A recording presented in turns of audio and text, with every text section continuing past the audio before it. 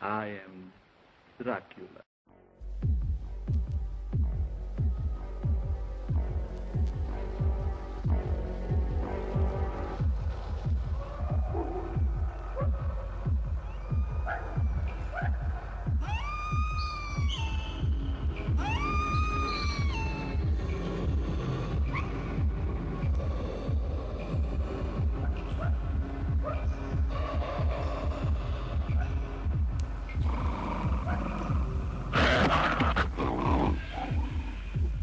Hey guys, this is Eric from EricLoubertHorror.webs.com, and welcome to Eric Loubert Horror Movie Reviews, episode 20. Yeah, this is the 20th episode of my movie reviewing series, and as far as right now, I plan to do 20 more.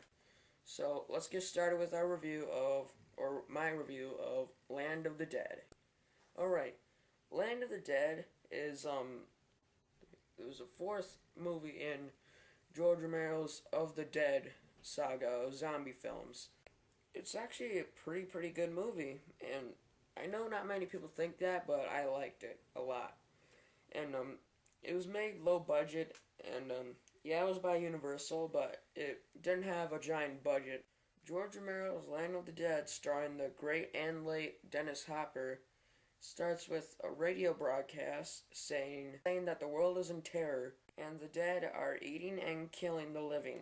Our main character, Riley, played by Simon Baker, is the leader of the group of people fighting off these zombies. Simon did a decent job with his role as the leader in this film, and there's a cameo from the god of gore, Tom Savini, who surprisingly did not do the special effects for Land of the Dead.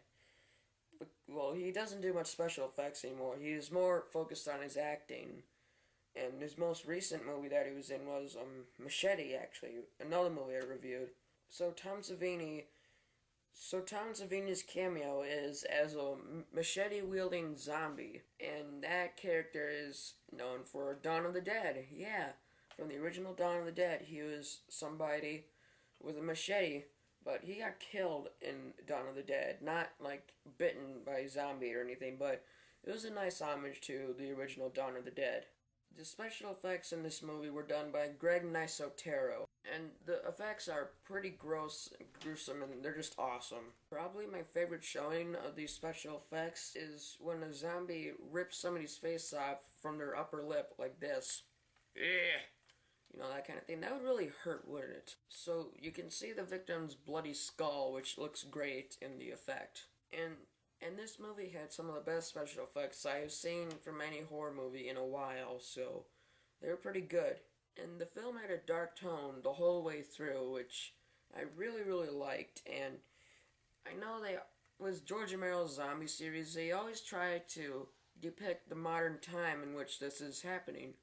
Like, Night of the Living Dead is in the 60s, Dawn of the Dead's in the 70s, Day of the Dead is... Well, you can't really tell when Day of the Dead occurs because it's in a military base. So it could be the 70s or 80s. It was made in 85, so I suppose it's in the 80s. And then, 20 years later, with Land of the Dead, the movie I'm reviewing now, they depicted the time of the 21st century, the 2000s. And back to the movie being dark in tone, and even the scenes that were pretty colorful and light were still kind of dark and spooky. And it had this grainy look to it, like Planet Terror from the Grindhouse movies. And the zombies were all different. Like, in Night of the Living Dead, they looked like human beings, except with a little dirt on them, eating people. And then in Dawn of the Dead, they were, like, painted, like, puke green. Well, I wouldn't say puke green, I would say, like, greenish gray, just to make them look like they're really sick. And it was very simple, but it was pretty good. And Day of the Dead, they advanced it a little bit more, but Land of the Dead took it to a whole nother level. What I mean by they are different is not just the look, but how they act. Like in Night of the Living Dead, Dawn of the Dead, Day of the Dead, the zombies are, like, stupid. Like, literally, they're stupid in the head. They don't have a clue what's going on. And then Land of the Dead, they took from the 28 days later, 28 weeks later, they took that and made them be able to, like, jog, walk with, like, brain. They don't just lumber around in random places. and they have brains. They like use weapons in this movie, which is pretty cool. I remember quite a few zombies using guns, like machine guns. Yeah, and these zombies also won't let people push them around anymore.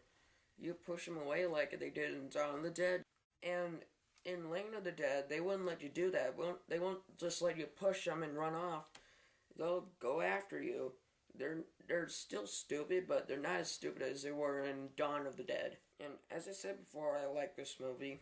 I like it for its incredible special effects, the dark tone throughout the whole movie, and the different way that the zombies acted. Like, George Romero modernized his zombies. Zombies had already been reimaged in 28 Days Later, but George Romero just picked up on that, and that's what I just said, so yeah, whatever.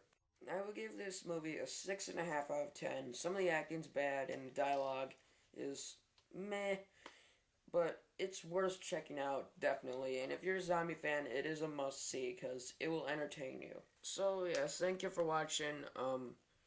Hopefully you enjoyed the review, and go check out my Hellraiser review, because I spent 3 days on that review, just working on it, not just sitting in front of a chair and reading a script from this thing. So, I put a lot of work into it, and I know that was like 3 or 4 weeks ago, but it's still very, very good, and I want you guys to watch it, because it's just awesome. It's some of my best work. Thank you for watching, and see you guys next week.